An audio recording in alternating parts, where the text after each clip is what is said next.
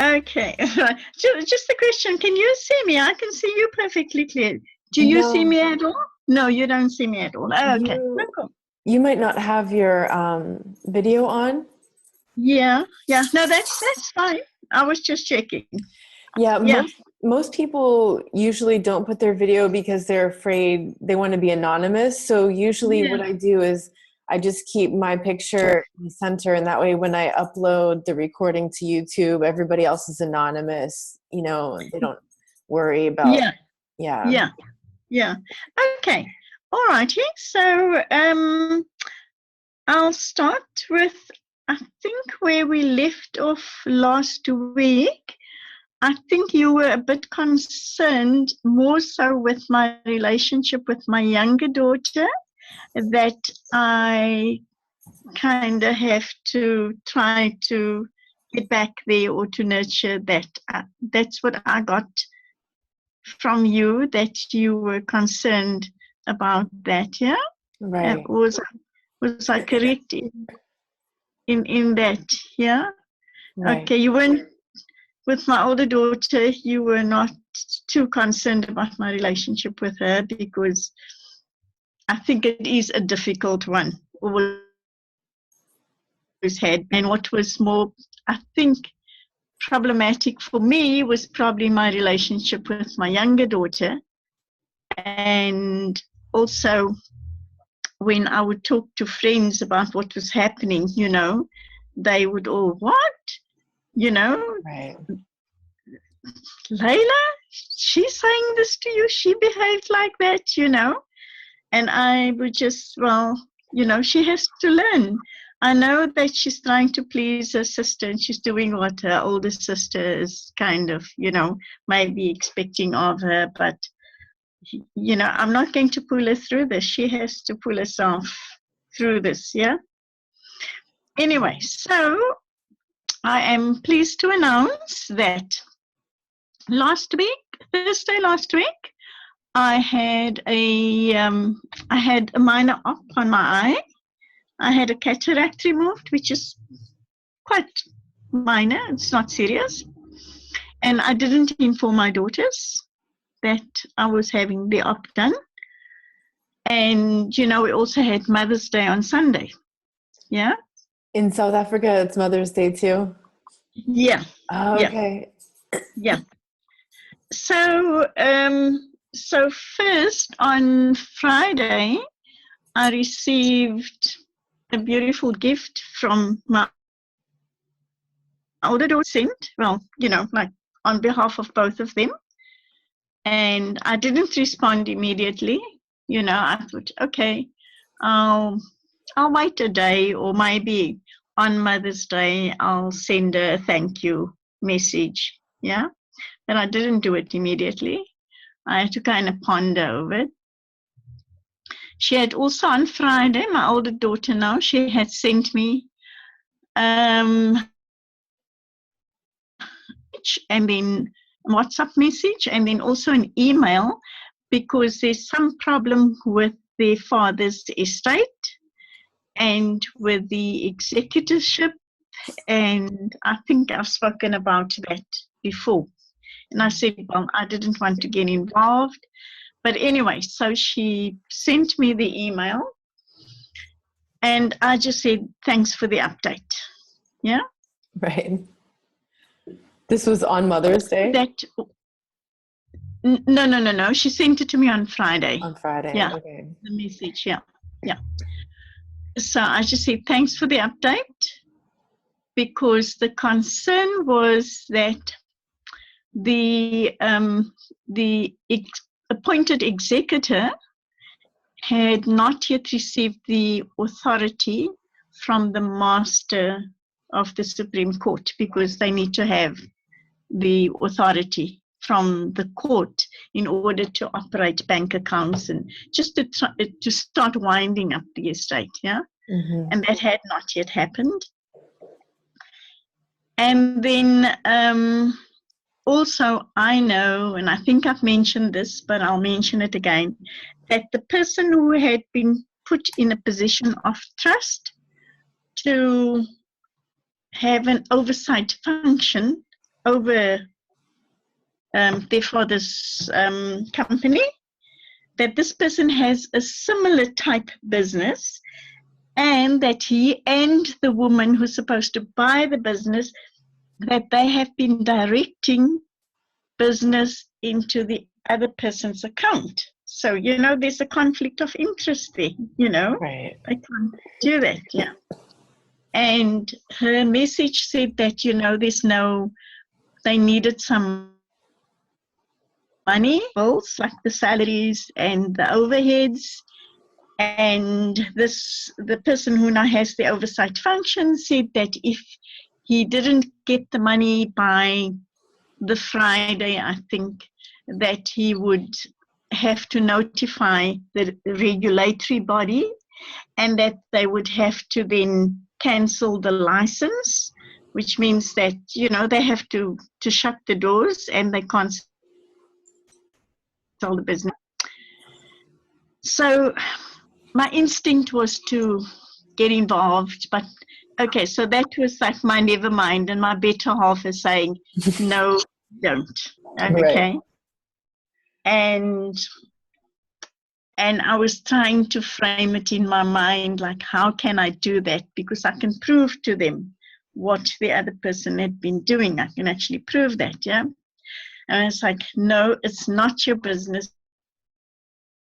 You will not get involved. And if they have to lose the money, then so be it, yeah? But don't get involved. So I'm proud to say that I did not get involved. Good. I just stayed out of it.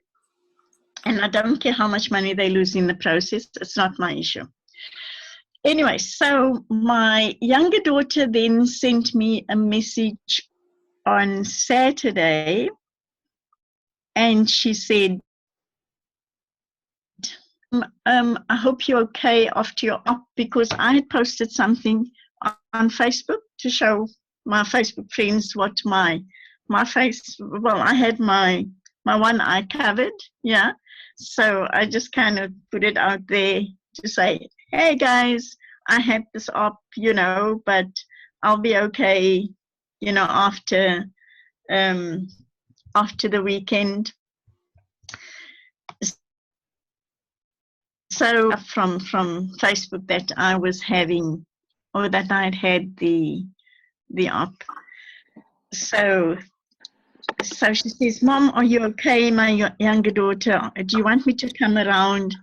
And I said, no, I'm expecting some visitors. I'm okay. And she said, but do you have enough to eat? Do you want me to go to the stores? And I said, no, I'm fine. You know, I've been to the store. My friend at the store. But I wanted to come around tomorrow. Is it okay? Can I come? You know? And I said, yeah, no, that will be nice. Come around tomorrow and we can have breakfast.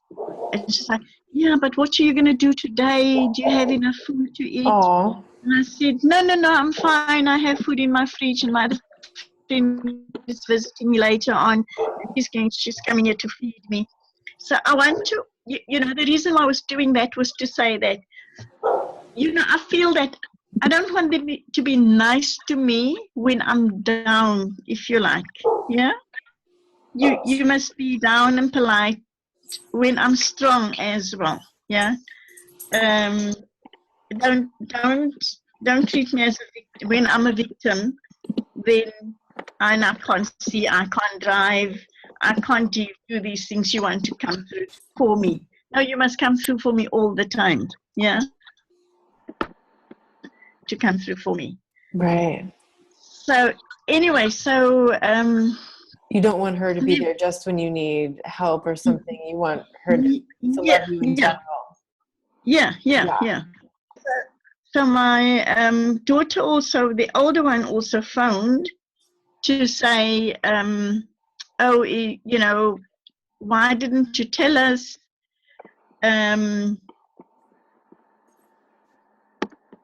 Because no, you should have told us that you were having the op. And I said, no, I'm fine. You know, don't worry about me. I'm managing. My friends are coming around and they're seeing to me. And Layla's going to come around tomorrow, you know. So I think my older daughter felt a little, and I said, oh yeah, and thanks for the gift, it's really beautiful. And so I think she kind of like, I was supposed to tell them,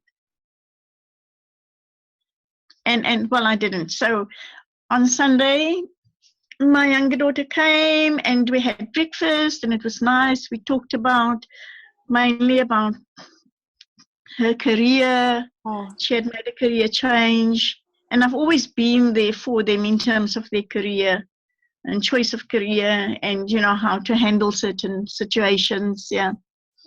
And I'm quite au fait with both their careers and with their colleagues or the environment that they work in as well.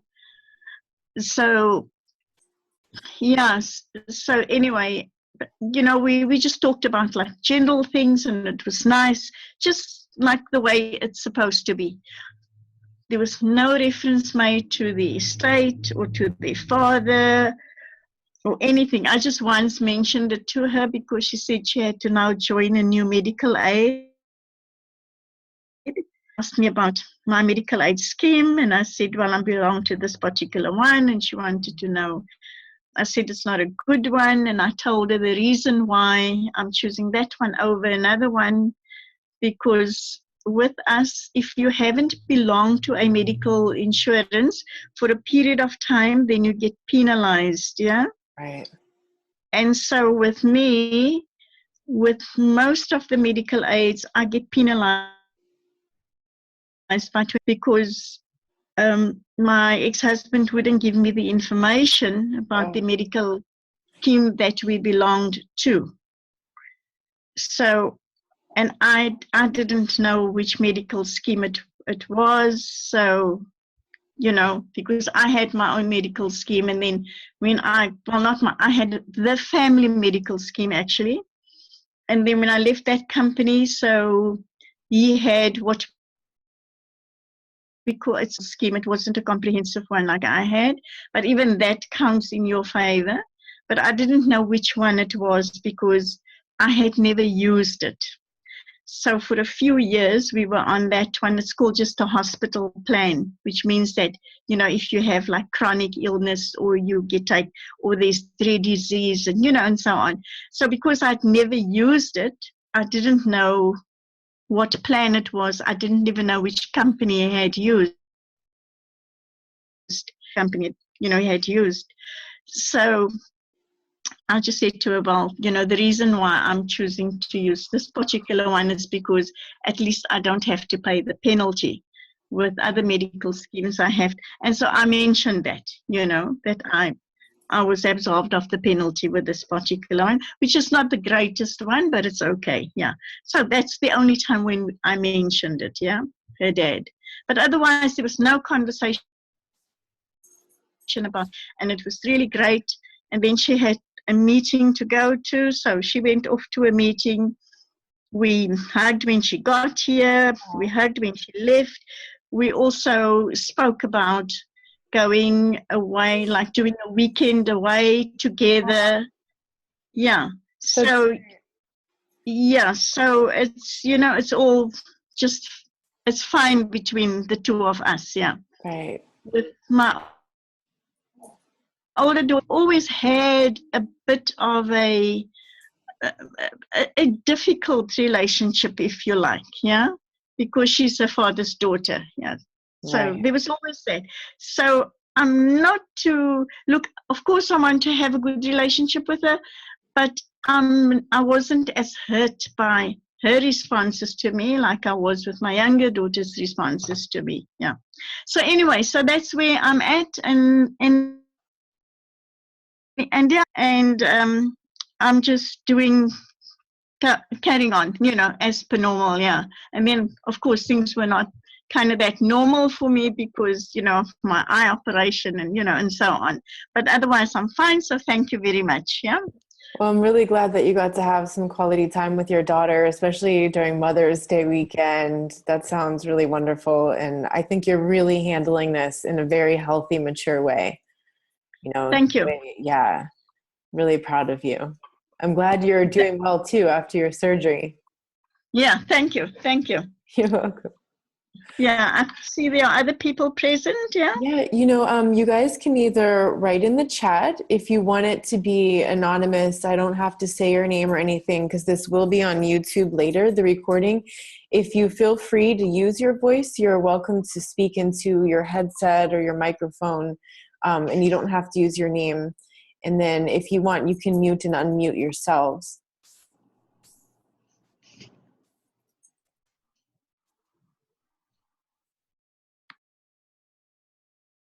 Yeah, so feel free. You guys can write questions in the chat. Does everyone see the chat box down below? You can type the question. It can either go out to everyone so everyone can read the question.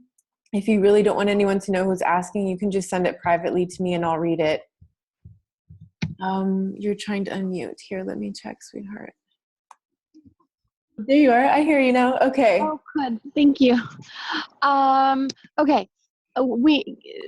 Can everybody hear me or only you? Yes, everyone should hear you now. Oh, good. Okay. Awesome.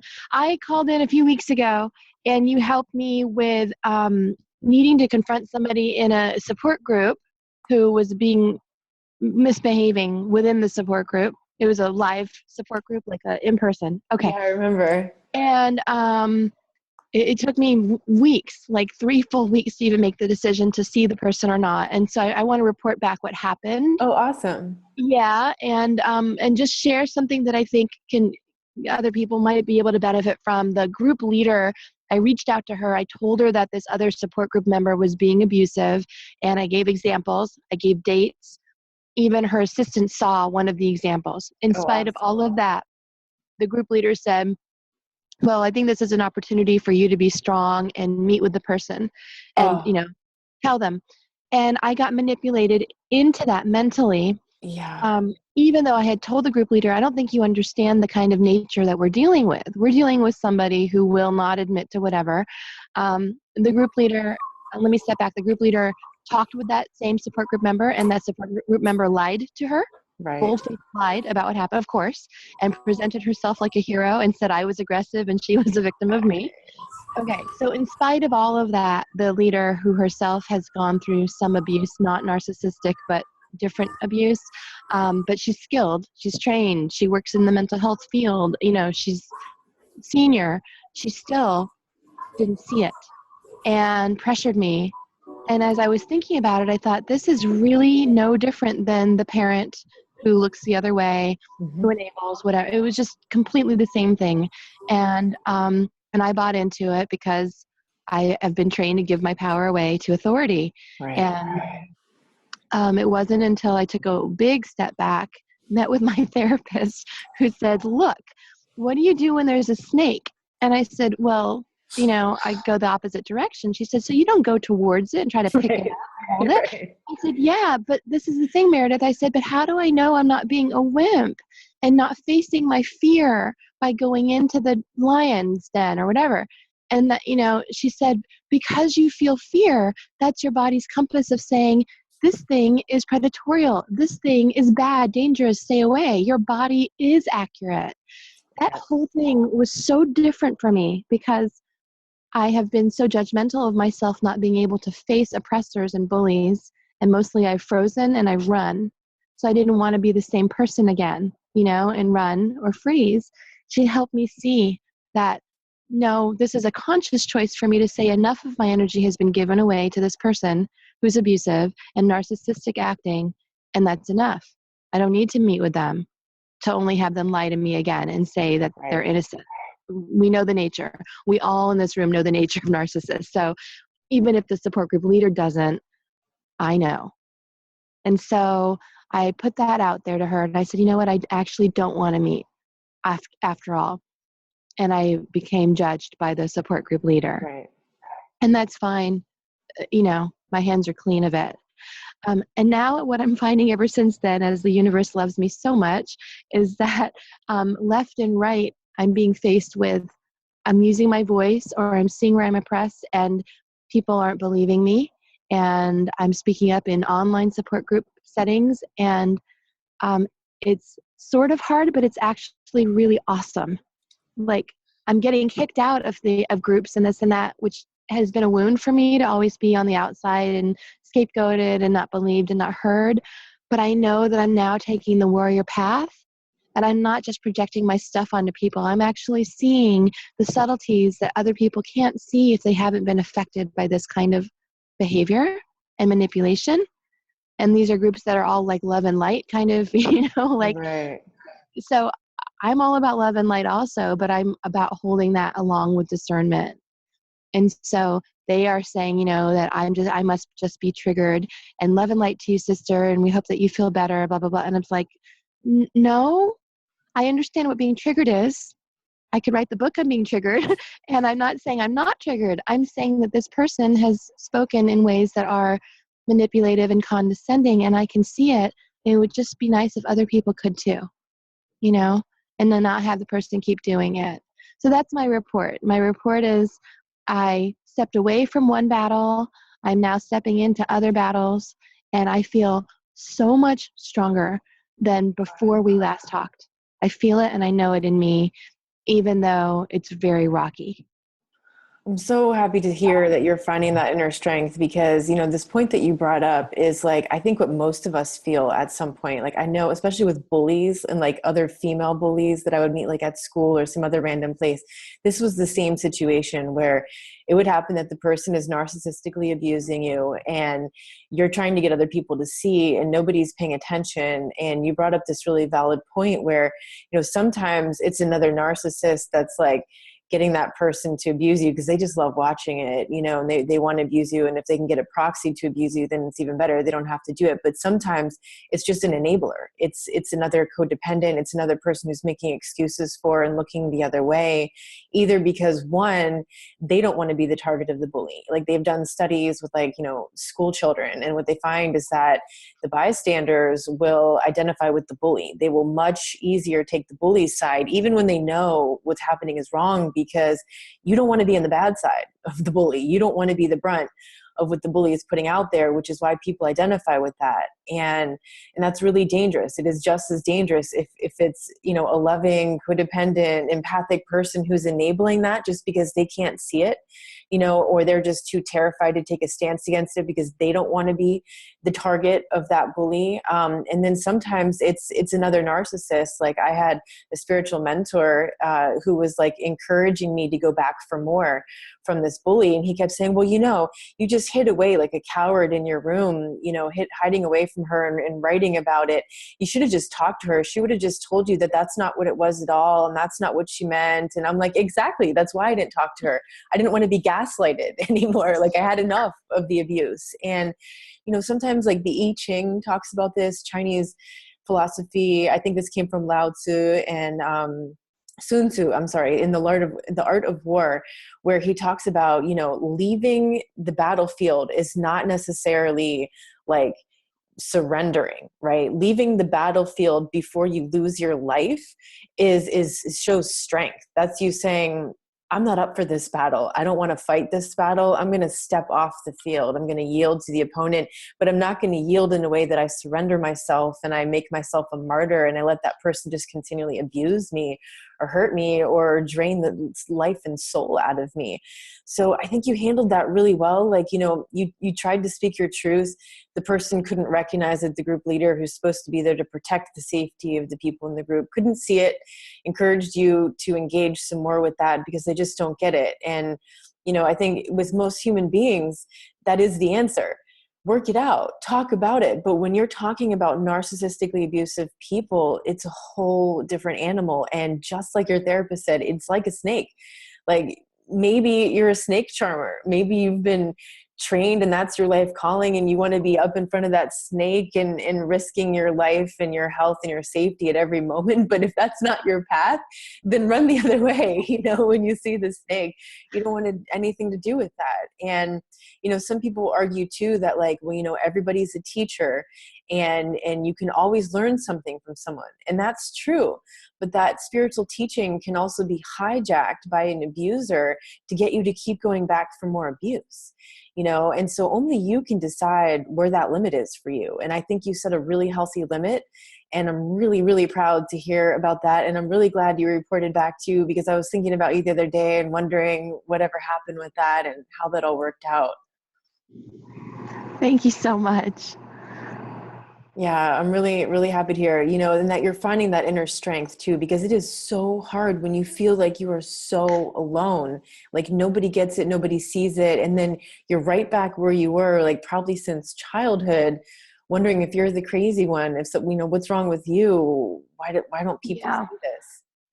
And in this Love and Light group, I mean, just to close on that one, this is now online.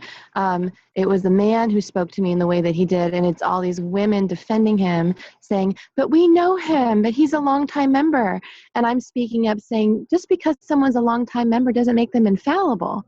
He overstepped his boundaries repeatedly with me, and it's not okay, right? And so even to see the gender dynamics, if that's what's contributing, is also interesting to me. That, like you said, people will side with the bully if they're afraid for themselves or if they're narcissistic themselves. And in this case, it's like not one woman could stand in the shoes of another woman for even an ounce of a moment and say, wait, let's look at this lens for a moment.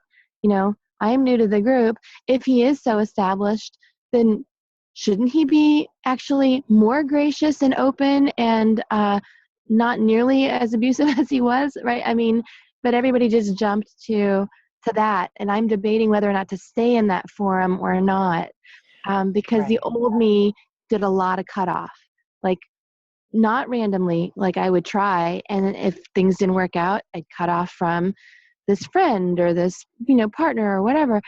And the new me is wondering, okay, is there more alchemy in being in someone's face and in saying, you know what, I know who you are if I can handle it without it re-traumatizing me, in coexisting in certain types of forums and just saying, look, I'm not going to go away. That probably would just give you pleasure for me to disappear. And I'm not saying to spite somebody, but I'm also not going to leave because I'm run out, and they're not running me out. The women are just kind of pouring this love and light thing on me. And I'm kind of like, okay, none of you actually get it, and maybe I don't need them to get it. Maybe it's just enough that I spoke my truth messily. That was big for me, and I don't care what they think. It's a random online forum, like I in this case I don't feel gaslit at all. Like I know who I am, and I never once stepped away from myself, and that's the triumph. Good. That is the triumph, when you can stay in that inner integrity, and only you will know where that line is, and you don't have to feel bad if at some point you decide you need to cut free from that, because the thing about the way bullies target people is that it's so specific, and how they choose their victim is just, it's so arbitrary. It's whatever they're looking for. They specifically target that victim. And it's like being in a workplace with a bully, and like everybody else at work is like, oh no, I've known so-and-so for so long. They're wonderful. They're amazing. What's wrong with you? You're just making it up. You're just imagining it. You're just being triggered or whatever. And so that can be dangerous, and only you know where those boundaries are for you. And only you know like where that limit is for you. So as long as you feel strong and you feel like you're in integrity with your boundaries, then that's okay, whether you stay or whether you go. You don't have to feel bad about any decision that you make to take care of yourself. Thank you. I think someone might have a comment for that. Let's see here. Not all in the groups are victims, and it's easily spotted when you see them attack some people. That's very true. You'll see that a lot. These are the people often who wear the victim badge. I'm the victim, feel bad for me. Life is so hard. Nobody gets it. It's really, really hard. I'm always the victim. That's usually a sign of a manipulative, toxic person, versus like the person who was actually a victim, who's there like, I don't know what's wrong with me. I feel like I'm going crazy. Somebody help, be wary of those people. She also says, my point exactly, that they put a select few on pedestals, and I don't engage with that either. Yeah. When someone is putting you on a pedestal or putting someone else on a pedestal, you want to be careful, because that's what a narcissist does. When you first meet a narcissist, is they put you on the pedestal and they start idealizing you and worshiping you, and you get sucked into that. And then also that can happen with fleas. When you get the narcissist fleas, you're just hanging around a toxic person too long. You're starting to absorb that toxicity. Sometimes some people will then like do that sort of behavior. So always be a little wary of that. Someone else commented, if I have the sense that the discussion will leave me more frustrated after the conversation than before, I choose not to engage at all. I conserve my emotional energy for myself. Yeah, that's great. Is this worth it? Right? Is this worth it for me? Like, it's like, like people say, you can always learn something more from someone else. And that's true. But at a certain point, sticking around becomes masochism. Like at a certain point when you realize, like you said, if you're going to leave that feeling more frustrated or more upset, or if it's going to take you hours to get your emotional state back to where it was before that conversation, it's just not worth it. Someone else wrote, some of the admins are on a power trip. I guess you must mean in one of these support groups. So I just scroll past that crap when I see it. It's unprofessional. Both of you have excellent points, as I appreciate. Thank you. Yeah. You don't want to get pulled into that stuff. It's bad enough when it's directed at you, but when it's just happening out there, just don't get involved in that. Because, the whole bottom line when dealing with toxic people is the only way to deal with them.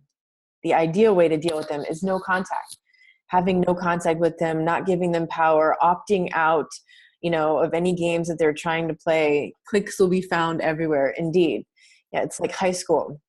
Just opting out of that stuff is the easiest way to keep peace of mind. Yeah. Any other comments or questions on that? No, just because I didn't really have high school when I was supposed to have high school, this is actually feeling really like essential because both of my parents are N's. So they highly isolated me and I was very emotionally regressed growing up with them. So in a way, and like I said, whenever there was a bully in schooling, I ran, I hid, I started to eat my lunch at my desk and then I just stopped eating. I mean, like, Aww. I did not interact with humans. So I didn't actually get the natural tribal warfare. I didn't get to act like a lion out there and get some scratches like a normal kid might. And, and I think that's why this feels good to me because I'm not trying to pick fights, but if somebody is crossing me, I'm saying no. I'm actually fighting for my 6-year-old or my 12-year-old or my whatever-year-old, and even if I'm a girl and even if I'm scrappy compared to whoever is crossing my path, I'm doing it. And I'm not taking advantage of it. I'm not like pummeling somebody just to make a point. I'm not doing that either. So I'm staying in this place of self-assertion that is healthy and wholesome for me and non-abusive and clean. But I'm not doing the old thing and I'm gaining some experience that I never had before. Like I'm crossing my own sound barrier, I could never do this before. Yeah. So the high school comment that you made is like really like, yeah, it is high school. And maybe somebody watching me today thought I was being high school, but I'm battling for my high school self. So it's all good. It's right. It's just right. It's like holy and right for me right now. It's amazing how the universe provides like the exact experiences we need to heal whatever it is that we're still carrying with us. And it often comes in the form of like something really unpleasant, right? Like another bullying experience to face, the old stuff. Like if you're working out stuff from childhood now as an adult through these experiences, and you're asserting your healthy sense of self, like you said, where you're not running away immediately, like you're standing up for yourself, you're being assertive, you're also not attacking, you're not aggressing, the other person, you're finding what is that sense of self for you. And that's great because if you've never felt that sense of self, or if you never felt like the right to have that sense of self and the right to have those boundaries without feeling guilty or ashamed, then this is an excellent practice for you. Exactly. I never knew where I ended and the other person began because I made myself melt away every time. Or I felt guilty if I did try to speak up when I did, and I felt shame for myself. Like I did all the work for the bullies. I will say just this past week, I opened a P.O. box and the head of the postal department went postal, literally came out, went ape on me, and the whole post office watched it. They were quiet, and even the workers were like, oh my gosh. And I was crying. Wow. And in that situation, I was not able to hold on to myself. I said, I feel very traumatized by what you just did. And then the person laughed. And, you know, the cameras are on in these days in post offices, there are cameras. I mean, everybody saw everything. So I believe that my ability to be strong now, 4 or 5 days later, this happened on Friday. So it's actually, that was just Friday and it's Monday. So, hey, and we had Mother's Day in between, which was excruciatingly difficult yesterday. So, because I'm no contact, you know, with my mother. So anyways, long and short, if I wasn't like, you know, drinking my snot and my tears from how messy and public that was on Friday, I don't think I could be so with it today in all of this battling online, because something in me matured. Like something in me said, okay, this is the new path lesson. It's being given to me. I accept it. I embrace it. It's time. It's time for my voice, no matter what. And I ended up calling up the supervisor at the post office, and he completely knew it was not her first offense. He couldn't tell me that, but his voice was like, basically, I just needed evidence of, you know, her. We just needed to catch her. It was amazingly validating. So someone believed you. Yeah. That's a turning point. Yes. That's awesome. Totally. So for all of us who have, you know, I felt like it was like one step for mankind. Right. One step for me, but also I'm so happy to hear that. I know these are really, really hard lessons to be learning, the boundary lessons, you know, because the only way to learn the boundary lesson is like through failing the boundary, right? Through someone taking advantage of you, crossing your limit, violating your boundaries, and then having to like enforce it and deal with that. That's how we learn our boundary lessons. And those are hard.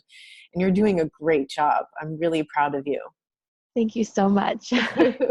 Oh, someone has a comment here. Male friends are easier to be around sometimes, but unfortunately, some narrow-minded idiots will get the wrong idea. It used to bother me before, but it no longer does. Now I say, who cares what they think?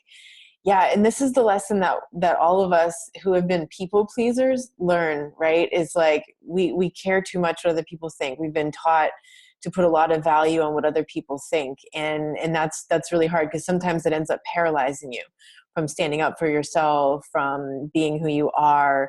You know, like last week I was talking about, you know, risking your safety and your well-being to be polite versus letting someone think that you're a bitch because you want to make sure they're not taking advantage of you. Like something doesn't feel right and they might think you're a bitch, and then maybe you're afraid to like assert yourself because you're afraid of their opinion, right? But it's always better to make sure that you're in integrity with your boundaries.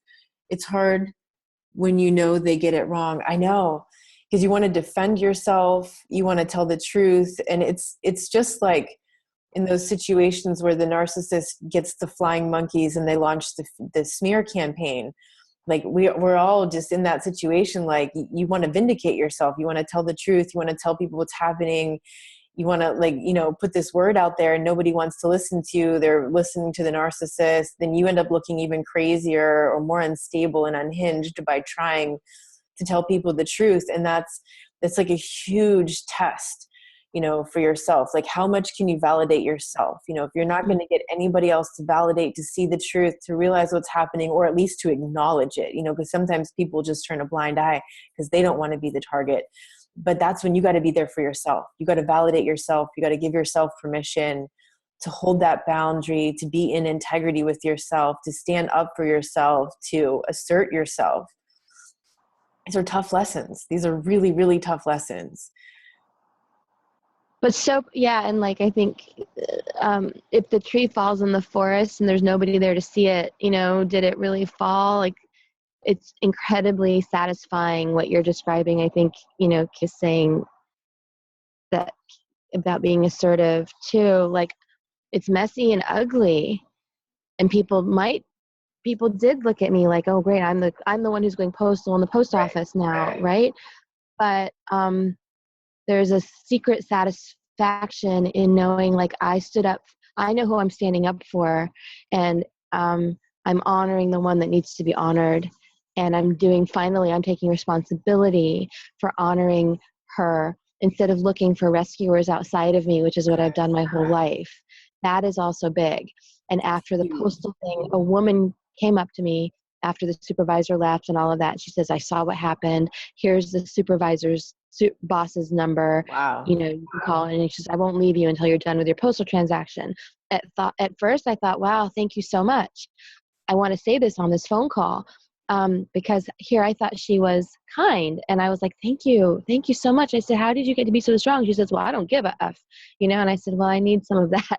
You know, at the time I was crying and snotty and blubbery and all this other stuff, but it turned out she was a predator in herself. And she was capitalizing on the vulnerability. She was looking at my postal office information that I was filling out, how I filled out my signature.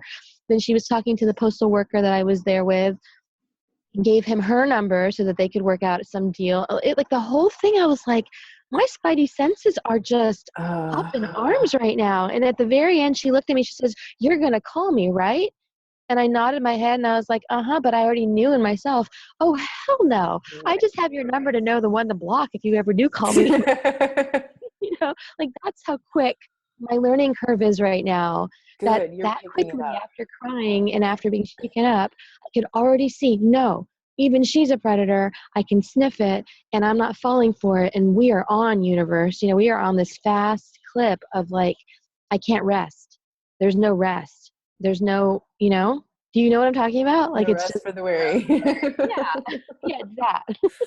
Yeah, when it feels like every lesson is coming at you, like one lesson comes and the next one's right there, and then like it seems like someone's rescuing you from that, but then they're actually, you can sense they actually have some sort of ulterior motive. Good for you for picking that up. Because, you know, the fact that like your intuition is coming through so clearly means that you're already taking steps to honor your intuition. The more you listen and act on your intuition, the clearer that channel becomes, you know, between you and your higher self. And like when you just know, like there's no logical explanation, but you just get that feeling, you know, something's not right. This woman is trying to hook you with something, and that you caught that immediately without falling right back into the next trap, especially because she caught you right in a moment of vulnerability. That means you're growing. That means you're definitely growing. I'm really happy to hear that. Someone else said, well done to you.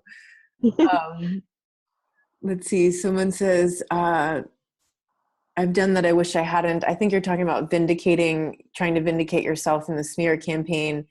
We get killed for it. Remember the statistics, 1 in 7 are narcs. Yeah, it's true. Never try to vindicate yourself, because, you know, the people who are really your true friends, the ones who belong in your life, they're the ones who are going to believe you. Like the people who don't believe you, those aren't your friends. Those aren't people you want to hang out with either, because one, like they don't have any sense of self, and they will always, you know, be the pawn for the bully, and they could end up bullying you or victimizing you. Or two, because they might be the victimizer, they might be the aggressor, the abuser. So if they don't listen to you, if they don't understand your truth and they want to side with the bully, just walk away from those people. Someone else wrote here too, when you find yourself in that space where you are being vilified and wish to inform third parties of your struggle with the narcissist, ask this question: does this person add value to my life? And no, their opinion means zero. That's excellent. That's an excellent point. You know, when you're trying to decide how much is that person worth to you in your life, how much is it worth trying to convince them? I'm getting that. It's a lesson in efficacy and discernment and claiming my life energy back for sure. Yeah. Claiming your sense of self, your life energy, who you are. Really proud of you. Like these are the biggest struggles, you know, the boundary struggles, and you're doing the work. I agree. I feel guilty for seeking payback and I can't take it back. Yeah. You know, but then you move on, you know, like you make a mistake, you try to pay back, you try to create a sense of justice for a terrible injustice that was done, because it only seems natural that there's justice. And it's like the universe isn't giving justice, and the abuser isn't giving you justice. So when you're there as the victim, you just feel like it's so unfair. But, you know, you don't want to take that into your hands, because then you end up looking like the bad person. Then you take on more karma. You take on more heavy karma because you're trying to get retribution to that person. It's really hard to be able to let go of that. Someone else says, well done to you. Yeah, you're doing a great job. I'm really proud of you for taking these steps, for standing up for yourself, for not becoming the abuser too, because a lot of people who have been abused so much, they just decide, well, fine, I'm not going to be abused anymore. I'm going to be an abuser. I'm going to hurt other people. I'm going to make other people, submit to me. So that never happens to me. And you're not doing that either. You're finding that middle path. And that's really healthy. It feels really good. My inner child feels more safe with me and is smiling. Good. Good. That's really important. You also mentioned too, yesterday was Mother's Day. And for a lot of people who grew up with narcissistic mothers, that's a very, very difficult day. I got a lot of messages from people yesterday, some of them very upbeat and grateful, and some of them like just totally attacking me. And so I just knew, I'm like, well, it's Mother's Day.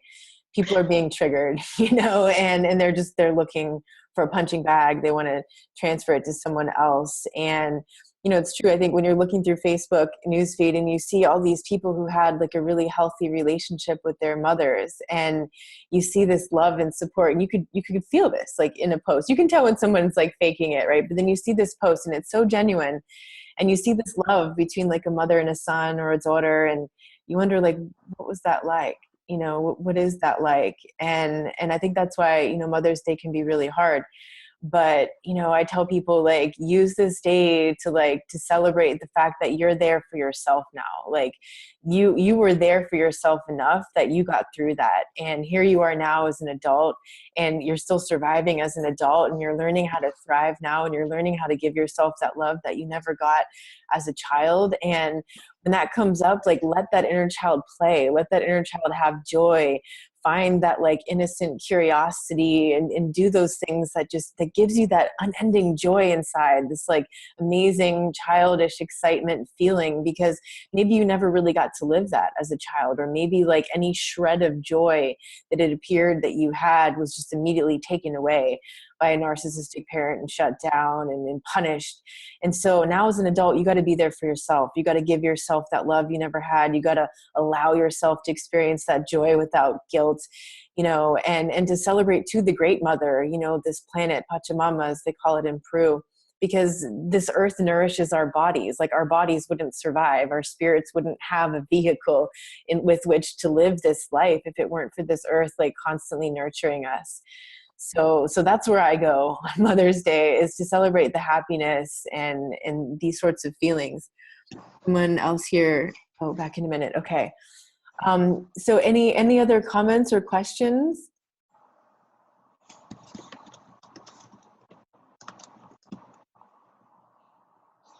You're good. Okay.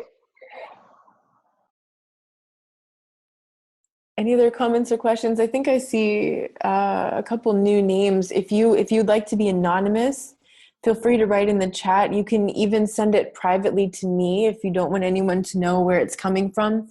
And if you want to use your voice, you can do that too. But your voice will be in the YouTube recording. Just keep that in mind. Okay, someone wrote, takes time and energy to stop seeking the validation or to want for others to understand where you're coming from. But just stay on that road of no contact, avoid confrontation, and you will make major progress. That's excellent advice. It really is hard to stop seeking that validation, because it's like, if you went through this as a child, especially, you're back at, you get triggered as an adult, and then you're right back into that situation as a child where you're like, does no one realize what's happening to me? Like, is anyone going to save me? Is anyone going to rescue me from this abusive parent? Is anyone going to realize who this person is and how they're treating me? And no one comes and no one shows up. And as an adult, you got to be there for yourself, right? And you got to just validate yourself and recognize that not everyone's going to get it. Not everyone's going to see it. And that's okay. And, if people are encouraging you to do something that's putting yourself in danger and you don't feel safe, maybe those aren't healthy people to hang around with. A lot of narcissists will disguise their abuse as concern for you. They just want the best for you. They're just concerned about you. They're just worried about you. And then sometimes they're encouraging you then, to get yourself again into an unsafe situation. So you got to be there for yourself. Okay, someone wrote here, hello, I am Sharon from England. I'm listening in tonight, my first time on the chat. Awesome. Welcome. Okay. Greetings from Barcelona. Once I have rejected hoovering, what can I expect from a covert narc after I have discarded her? Besides, she's a coworker. So yeah, that's really complicated when you're still working with the person, which means that you have to have some contact. Often this will happen. And I'm sorry, if some of you guys might have your microphone on and so there's some background noise, if you don't want to speak, can you just mute yourself? That way there isn't background noise. So this is complicated because you can't entirely go no contact if you're at work and something comes up and you have to talk about a work thing. But I would definitely keep the contact strictly work. Like there's no need to have any sort of personal discussion with her, like absolutely nothing. And if she tries, you're just busy. You just back to your desk, back to your work, maybe headphones, if you're allowed to wear headphones at work, just to like put up the stop sign for her not to bother you. It says, you rejected the hoovering. What can I expect after I've discarded her? Sometimes they don't hoover more. Sometimes, like if they feel rejected, they'll just leave and find some other, victim, some other new target, and not risk getting rejected. Sometimes they just don't take no for an answer. Sometimes they're relentless with the hoovering, and that varies person to person. It's almost unpredictable.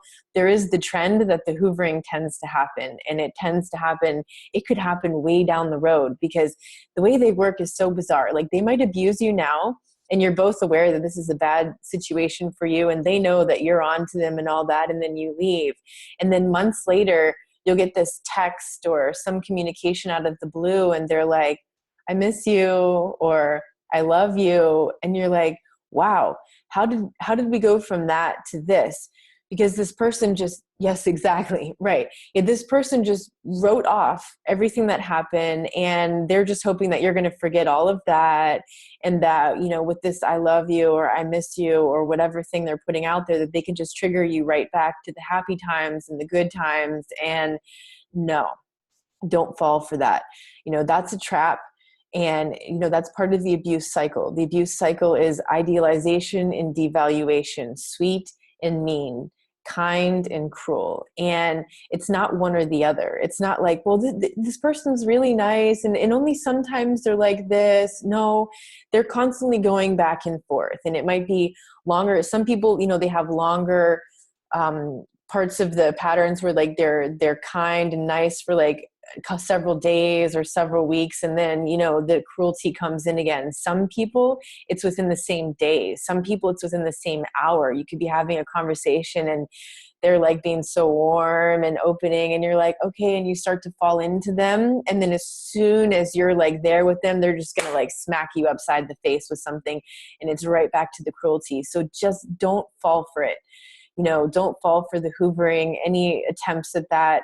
Because you're working with this person, again, you're going to have to be really mindful of those boundaries. And if it gets really bad, you might end up having to look for another job. And that's the sad reality, is that sometimes like it's just not worth it to stay. Like if that person then starts, creating gossip and creating a smear campaign and getting other people against you, and people aren't believing you, or they're, if they're worse yet, if like they're your boss and they're controlling your workload or your reputation at work, or they're saying that, that you're responsible for some problem at work that you're not responsible for. Like these sorts of things can happen when it gets really bad. If it gets really bad, you'll know that it's just not worth it anymore. Maybe this person will just move on. She'll find a new target. You'll be off her radar. You'll be able to survive at work. She'll be doing her thing. Maybe, it varies person to person, and only where your limits are. Only like it's just not working for you anymore, or it can work for you. So you're going to have to come up with that on your own to know when you've reached that limit, if you've reached that limit. But again, you also don't know if she's going to keep coming and keep hoovering, or if she's just going to drop off the radar or try to come back months and years down the road, because they're all different like that, and just at work, just be super work oriented, that only work communication with that person. You don't owe them anything else. You don't have to be friends. You don't have to be, whatever. if you're walking past this person and they're just making it really awkward to get your attention, you know, hey, good morning, got to go, really busy, have like a deadline or something, but just make yourself like busy, and not busy in the way like, I'm so important, I'm so busy kind of thing, because then that looks juicy and the narcissist will be attracted, you know, to the juiciness and what's going on over there. I got to get some of that. Just be just so busy and boring and uninteresting that they're just like, okay, let's find something else more juicy. And that's what they call the gray rock communication, right? Where you make yourself to be super boring, uninteresting, unopinionated. You're not doing anything to attract attention to yourself. You know, but then you might get to that point where at work you feel like you can't excel because you're hiding. You feel like you're creating this, you know, this energy of invisibility, like this shield around you to protect yourself from this toxic bully. But then you feel like maybe you're not getting noticed and picked for new job opportunities or various opportunities at work because you're hiding yourself, you know, out of fear. Because if you come out and like now you get some great opportunity at work and then this person gets jealous and then they try to ruin it for you, or they try to get everybody else to like ruin it for you. Like these kinds of situations can happen. You know, it's not guaranteed what's going to happen. You just need to be aware of what's going on, mind your boundaries, protect yourself, stay safe, keep the communication at a minimum, only about work-related issues, and keep tuning in with your intuition. If you get to that point where you feel like you just got to go, you got to get a new job, then look for another job. I know it really sucks to have to change your life because this toxic person came in. But a lot of times I found, you know, in my own life, and people have told me stories too, where they had some job or some home or some thing in their life that they really loved. And then this toxic person came in and they felt like they had to leave. And they're really sad that they had to leave. Like I gave up my dream job, what I thought was my dream job last year, because it was surrounded by narcissists, including my business partner. And I left and I ended up creating this. And I wouldn't be here right now if they hadn't totally screwed me out of that. If I hadn't run away from there, like I didn't want to be there anymore, I wouldn't be here right now doing this. And I feel like I'm finally doing my calling. Like I'm in my sweet spot now, thanks to them. Like if they hadn't done that, I would have just gone on. And so like amazing things can happen. You can find, I'm glad I'm here too. Thank you. You can find amazing experiences in life that you didn't even know were out there, because this really negative, seemingly negative thing happened, right? This awful experience with the bully, with the narcissist. And then you made a decision that you weren't planning or even considering doing. And then somehow that led you to something much better. And that really is the gift, you know, with these narcissists, with these abusive relationships, is it seems so awful when you're in it. And it's like, why did I have to go through this? And it's like, you're going through this purification process of your spirit. And it's like the universe, God, however you want to look at it, is giving you these opportunities to strengthen yourself, to find new parts of yourself that you didn't know were there, to find new talents or new strengths or new gifts, new things you want to share with other people, you know, to help other people, new passions, new purpose in your life. And that is the gift. And at some point, you know, in the initial part after the breakup, you don't want to go there. You don't want to think about the positive stuff so much, because you're just like, you're so traumatized and there's so much heavy emotion there. But eventually, as that lightens and you do the inner work and that starts to remove itself, you start to realize that like everything did happen for a reason. And you end up looking back with gratitude, not like you want to have that person in your life or anything, but almost like, you know, your soul can see their soul, and you're grateful that your enemy appeared, because your enemy ended up motivating you and pushing you to something better, pushing you to your life calling, pushing you to find and tap into that greater sense of purpose in your life. And that purpose, the more that you contact that inner purpose you have, the more you build that purpose, the more you generate that, the more it's like the future magnetizes you forward, and you escape the gravitational pull of the past. It's creating that purpose. And ultimately, I think that is the gift. That is the gift to extract from these experiences of abuse. I'm really sorry you're going through that. I know it's really hard. Someone else commented, it's true. I was run out of a house I owned for 13 years due to a narc neighbor, but I decided that was better for me than more torture. That led me to a whole new community. I'm a renter again. I don't own property, but this new community is so much better. I also left a whole industry because my mentor who helped me get the license in that industry was a stalker. That was 14 years ago. And in that 14 years, I have cultivated a deeper calling. That's excellent. So you found those gifts too.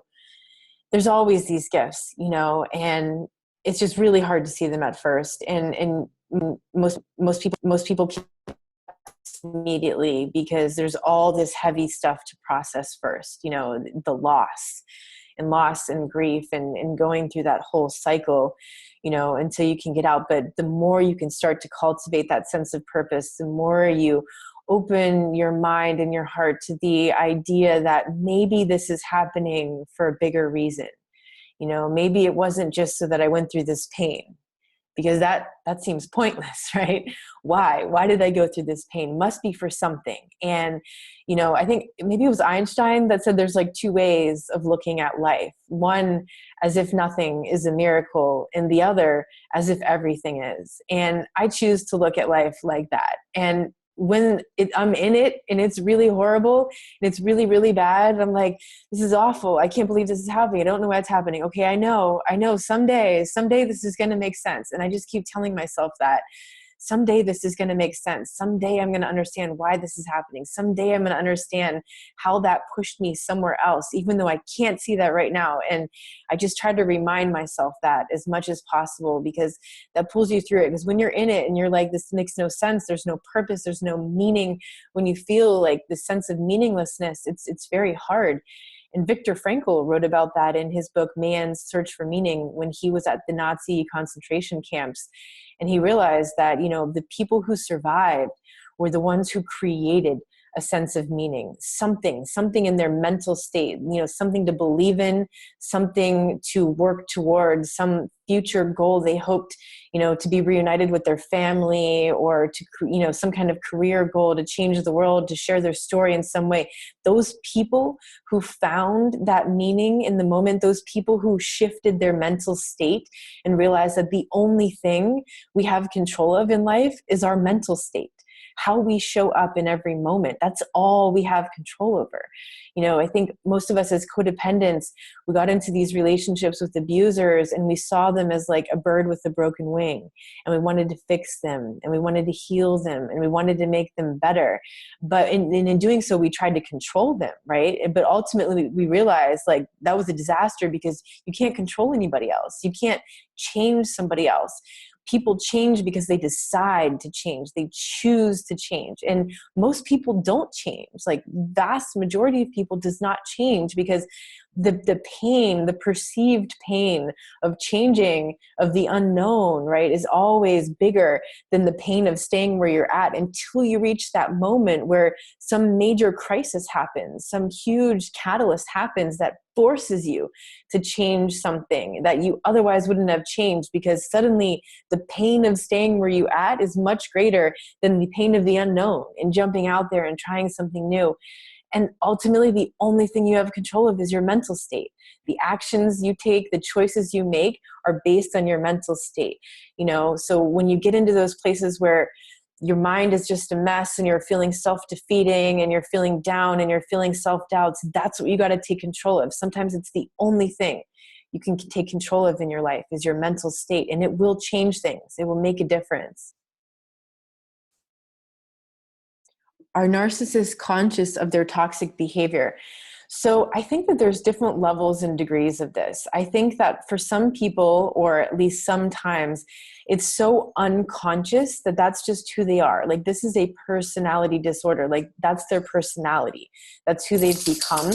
And it's just normal and they feel entitled to be that. Then there are like the higher level, like sociopaths, the very sadistic ones who know very well the difference between right and wrong, and they consciously choose wrong because they like to see people suffer. They like to cause pain. They like to extract that energy from people when they cause people pain or when they see people suffering. So I think there's different degrees of this. And what I've noticed with like the classic narcissist is that it's almost like a reactive kind of response for them. It's like if you imagine a baby, and I think they're kind of stuck in this very infantile mental state where they're like a baby scanning the environment, looking for who's gonna fulfill their needs, who's gonna feed them, who's gonna change their diapers, who's gonna take care of them. They're still that baby with an insecure attachment to a parent or caregiver, meaning the baby didn't know if the parent was going to be there for them. Like, baby didn't know if the parent was going to come and be mad that they're crying and like beat them for crying, or just completely neglect their needs and ignore them when they needed. And no one, it's a baby, it's helpless, can't take care of its own needs. It's completely dependent upon an adult to perceive their needs and to meet them, to take care of them. So take that person and fast forward to adulthood, there's still that same mentality. It's still that infantile mentality, the insecure attachment and the seeking of the environment, the scanning. That's why it seems like they almost have this like intuitive, uncanny ability to hone in on the people who they can extract that exact thing from. If they want someone to baby them and cook for them and take care of them and that kind of thing, they'll hone in on the people who have that. Or if they want the person who's like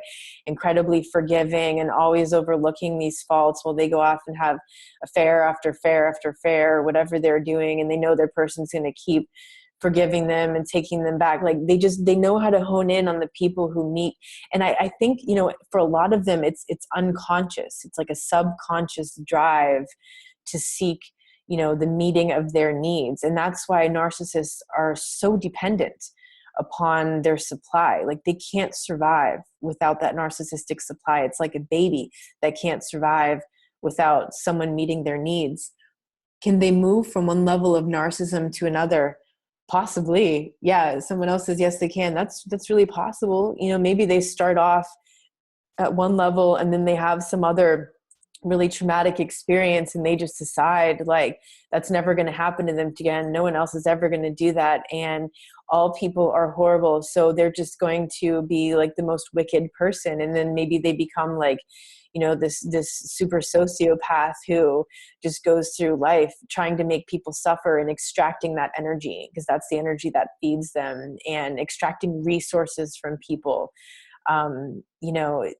It's unbelievable. But I do think though that there are some narcissists who are completely unconscious of what they're doing. I know it seems like unfathomable, but I think sometimes it happens. But I think for the most part, they are aware of what they're doing. They may not understand that they're a narcissist and they have a personality disorder, and that these are patterns that they do that are part of this personality disorder. Because remember, one of the biggest characteristics of these cluster B personality disorders is the inability to accept self-responsibility, the inability to accept accountability for their actions. And sometimes they might get to the point where they're like, well, this happened, it was because I was abused, and that's why I'm like this. And, pretty much all of us were abused by a narcissist at some point. It's just that some of us adopted the survival strategy of a codependent, and some of us adopted the survival strategy of a narcissist, to get through life. But just because you've been abused is not an excuse to become an abuser. So when they justify that, it's not right. And the language you want to listen for is, are they owning up to what they did wrong? Are they owning up to having hurt you? Are they owning up to having hurt others? Because that's the language of, regret, recognizing they made a mistake, they hurt somebody. And then are they taking action to change that? Because if they're taking action to change that, if they're taking action to make amends, if they're taking action to make it right, what they did wrong to hurt somebody, then that shows that they're working on themselves. They're able to change. They have a desire to change. They have a desire to be a better person. That's just not usually going to happen with the narcissist, because the definition of narcissism is that they don't change, that they justify why they hurt people. They justify, why they do this, and they feel entitled to do that. Or someone says, or they pick up that there are benefits to moving to a higher level of narcissism. Yeah, sometimes they do. If you ever read on these online forums, sometimes narcissists will type in there, I've seen people, it's the greatest illness to have, because you excel in life. You get to be CEO and COO and CFO, and people admire you, and you make lots of money, and you get all this stuff. Some people love that. Some people like thrive on the fact that they're a narcissist, and they get to then be this high. Look, politicians, for example, like it's so out in the open. It's so obvious, you know, what's happening. And they love that. They justify how amazing they are and how they can just do that. They have no problem hurting other people. Someone else said, and never seek revenge on one. I did, and I felt guilty afterwards. Yeah. It's like, you know, you feel like you want the revenge, or you want the universe to revenge that.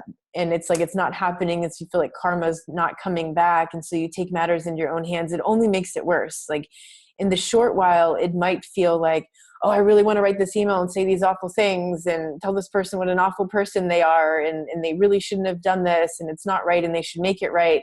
And all they're going to do is hurt you more. You know, they're either going to hurt you by totally ignoring that, and you just know that they're laughing at you, and they're laughing at the fact that they hurt you, and they're not going to ever do anything to make it right. Or, you know, they write you back and they say something like, you know, your emails, you know, are just a source of amusement for me. You know, I love your emails because I just laugh at you, you know. And at that point, like it just hurts more, you know. Or maybe they're so hurt by whatever you did that they then take like a 10 times revenge against you. And you don't want to play that game with narcissists, because you never win that game. It never goes well. The only way to win is to leave. The no contact, the cutting off. It's the only way to save your sanity, to keep your power. Someone says here, I joined a forum that combined narcs with victims. The narcs all said the same thing, that victims are always talking about themselves and their woes and only seeing their own perspective. It was very illuminating. Yeah, you left that forum. Yeah, sounds like a toxic place. When abusers are justifying why they're entitled to abuse other people, not good, which is the same reason why you don't want to take, you know, revenge on that narcissist, because when you do that, you're just stooping to their level. And it's really hard to see through that when you're like blinded by the anger because you've been wronged, you know, and that's righteous anger. That's the kind of anger that comes when someone has violated your limits, violated your sanctity, violated your integrity, violated your safety and well-being. You're going to be angry. That's normal. But unfortunately, you know, if you take that into your hands and try to get revenge, it's only going to get worse, you know, like because the person might hurt you worse, but also just because then now you're carrying more heavy karma. And it's like you're doing their job for them. It's like you're abusing yourself, because when they hurt you and then you get upset and you carry that negativity, or then you then do something negative and cultivate more negative, heavy energy and heavy karma. And then the universe keeps giving you more of that and you keep suffering. And it seems like they're doing great. Like, how are they doing that? How are they getting away with that? Because they're just scapegoating that all away. They're transferring all that heavy negative emotion and energy to other people. And they're getting other people to hold on to that in the form of anger and resentment and bitterness. And then they win. You know, when you hold on to that, they win. When you get so angry that you take matters into your hand, they win, you know, and then you just keep cultivating more of that negative energy. So you want to get rid of that. You want to let that go. That's the forgiveness work. That's predominantly this self-forgiveness too, because at some point you realize that you're angry with yourself. Usually we get to that point where we're just like, I saw that. Why did I do that? Or I knew that was going to happen. Why did I do that? Or, you know, whatever. And you just like, I saw the red flags, whatever it is. And you're just mad at yourself that you allowed that. But you got to forgive yourself, you know, and you got to realize that you holding on to that heavy energy, that negative energy, is only attracting that more to you in your life. And it's not helping anything. That you want to let go of that, and letting go of that is not being an abuser and hurting someone else. One of the reasons I got out of the marriage was because I was starting to change my own personality type. Yeah, stooping to that level. That was the last straw. I decided to get out because I like my own personality type. I was also feeding his narcissism because he could then point the finger at me. Exactly. In fact, I think you're the same person who used this phrase, you didn't want to give them a stick to beat with. That is an excellent perspective to have. And that's what people call fleas, the narc fleas, the narcissist fleas, where if, you know, there's a saying in Spanish, like, el que duerme con perros amanece con pulgas, like the person who sleeps with dogs is going to wake up with fleas. And that's what happens when you hang around toxic people, is you start to feel like the only way you can survive is to become like them, to treat them like they're treating you, to give them a taste of their medicine. But you got to be really careful, because that's playing with fire, you know, and at a certain point you might realize that you're losing yourself to the point where you're becoming your abuser, and you don't want to do that. That's brilliant. That's so true. Yeah.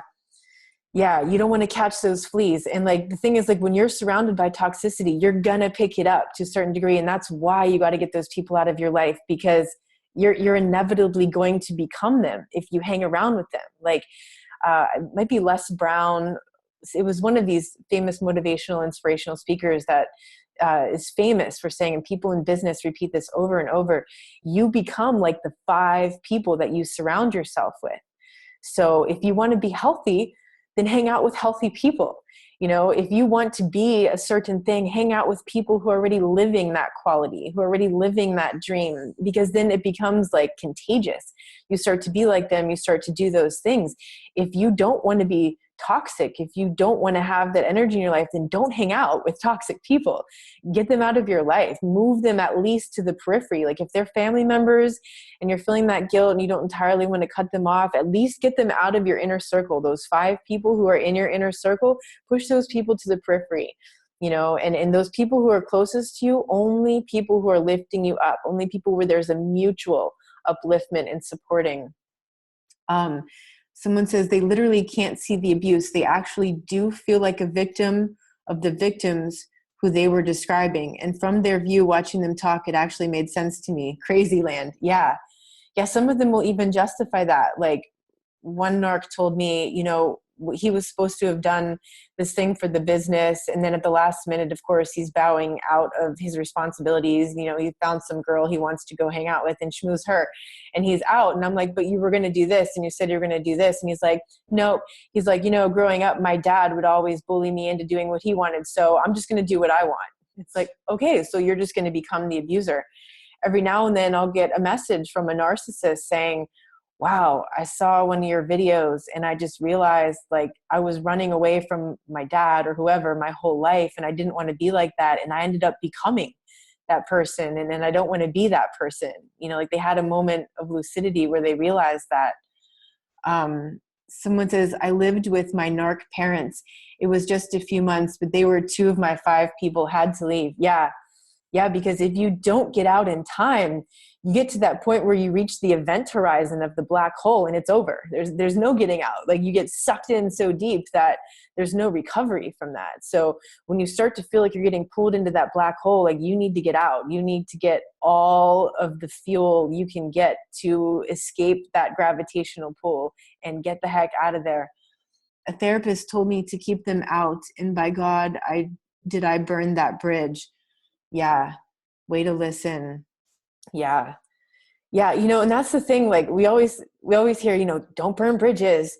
You know, there are some bridges that you need to burn, because if you don't burn them, there will be the temptation to go back. And when you're dealing with really toxic people like this, people who don't change, people who are continually going to justify why they deserve and why they're entitled to treat people like that, you want to take a grenade and just destroy that bridge. Like, burn that bridge. Make sure that bridge is decimated, because you don't want the temptation of going back. Some bridges you have to burn so you can keep moving forward. I used to feel guilty about those relatives, and I now know I made the right decision and I'm not sorry. And yes, they need to burn those bridges. Yeah. Response to that person, my ex had an affair, and when I discovered this and approached him, he behaved like the victim. Yeah. They love to do that. Like it's your fault that he had the affair because you weren't there, or you didn't want to do like that really, you know, perverted BDSM kind of thing in bed, and he just really had to do that to someone, and so was willing to do that, so too bad for you, you know, kind of thing. Yeah. They'll always justify how they're the victim, of course, or else they dent it. Yeah, they'll always justify how they're the victim, why they did what they did, how it's your fault that they did what they did, because there's no accountability. That's how you recognize the narcissistic person, is there's no personal accountability. It's the true victim, the person who was a victim and who's working on being a survivor and becoming a thriver and healing from that person, their language sounds like, I want to heal myself. I want to help myself. I want to get better. I want to improve myself. Yeah, this awful thing happened. This person did this and that, but now I realize it's on me to heal. That's the person taking empowerment. That's the person making changes in life. When the language you're hearing is just entirely, I'm the victim, I'm the victim, I'm the victim, and everybody, should just feel bad for me, that's when you should pay attention. Something not good is going on there. She was so much nicer. Oh, the person that he had the affair with. Yeah, that's great. When they're like, well, I had this affair because, you wouldn't put up with my abuse, but she would. This new person put up with the abuse, and they don't call it abuse, but they'll play on your unconditional love, and they'll be like, well, you didn't unconditionally love me. You wouldn't put up with this. So I found someone who would, kind of thing. Sorry, I meant, or else they deny the cheating or porn, etc. The grass was greener. You meant they deny, or else they dent it. I see what you're saying. Yes.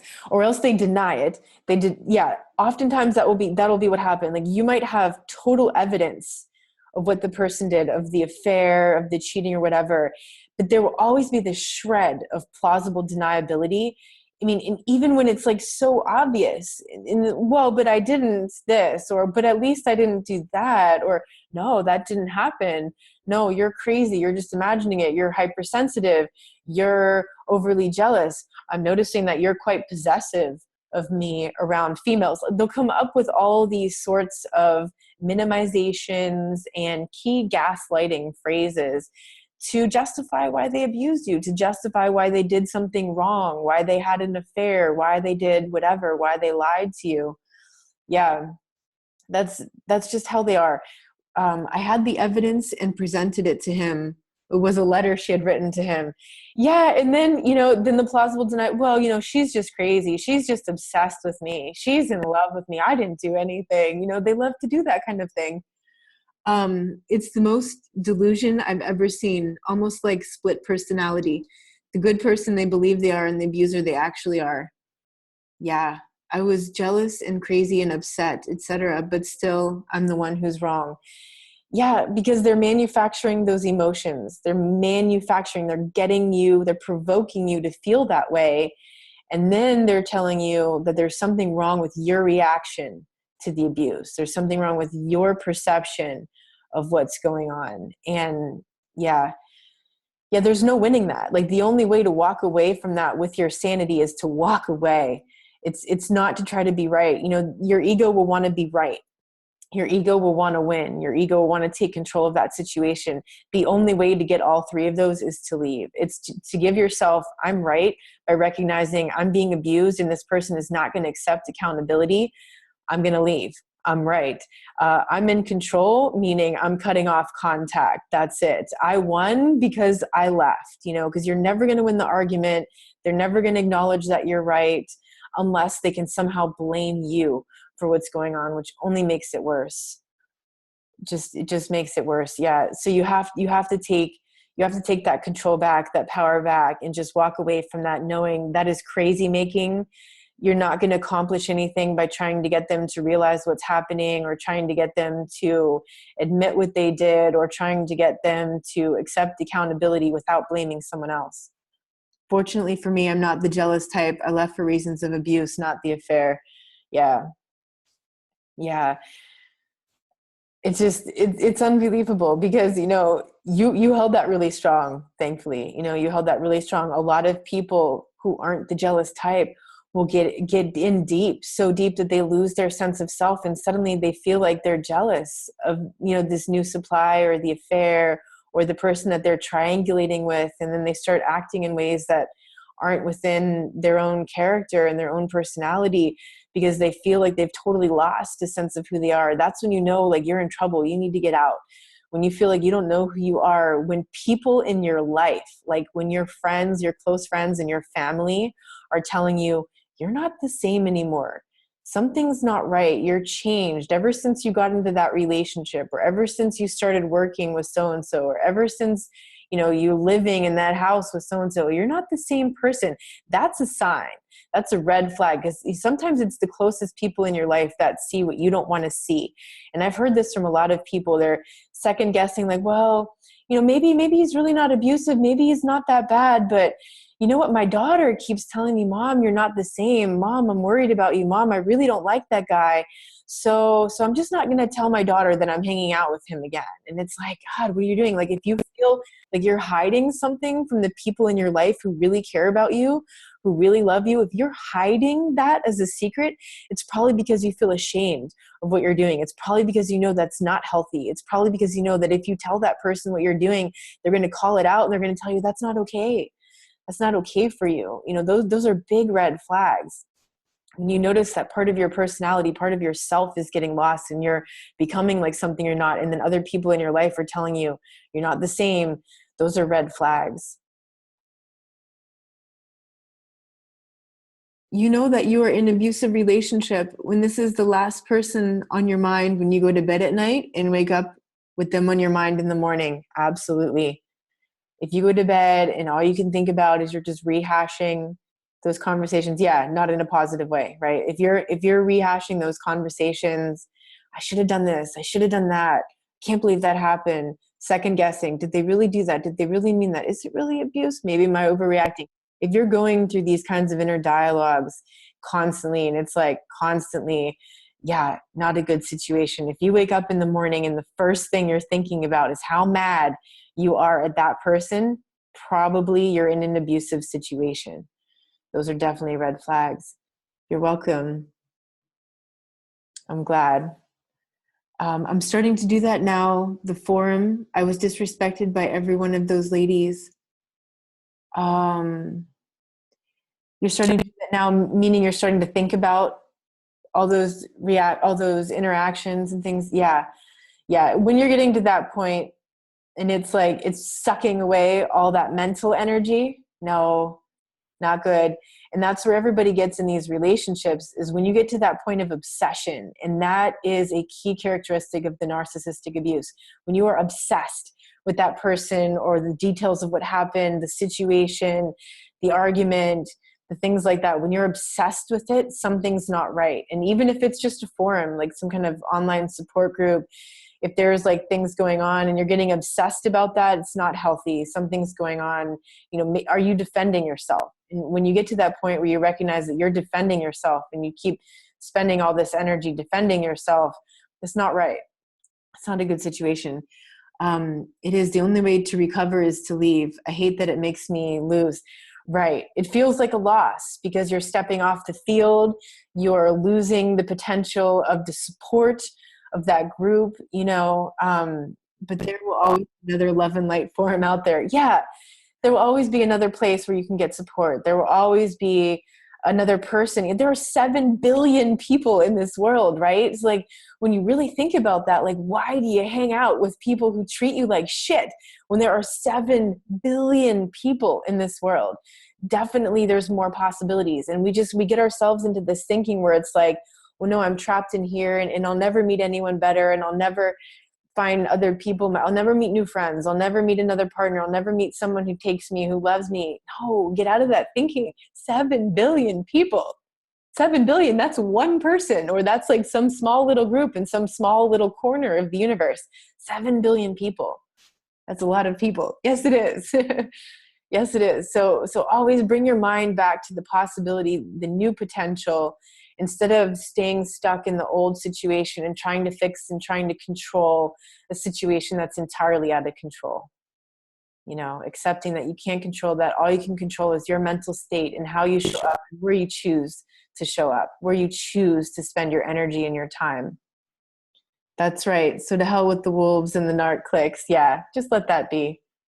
Just let that be. Thank you all. It was a great session. This was really great. I really want to thank you all for showing up here. Thank you for asking questions, because, you know, the questions that you ask are questions that other people are asking, and other people are going to listen to this later and they're going to be like, oh my God, that happened to me. you know, oh my God, I know exactly what that is, you know, and they identify with that, and they feel like they're not alone, and they feel validated, and they feel not stupid, right? For being there, for being in the situation, for having the question. We were all there.